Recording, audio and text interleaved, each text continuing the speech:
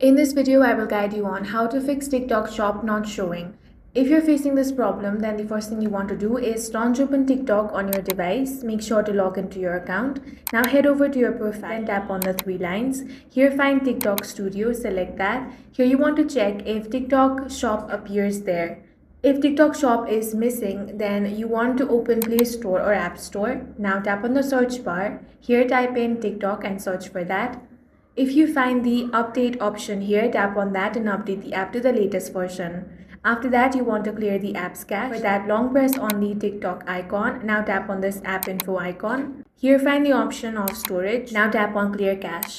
Once that is done, you want to restart your phone. After restarting, open TikTok and check. If TikTok shop is still not available, then that might be because you are in a region where TikTok shop is not available. That's all for this video. If you found it useful, make sure to hit the like button and subscribe for more videos like this.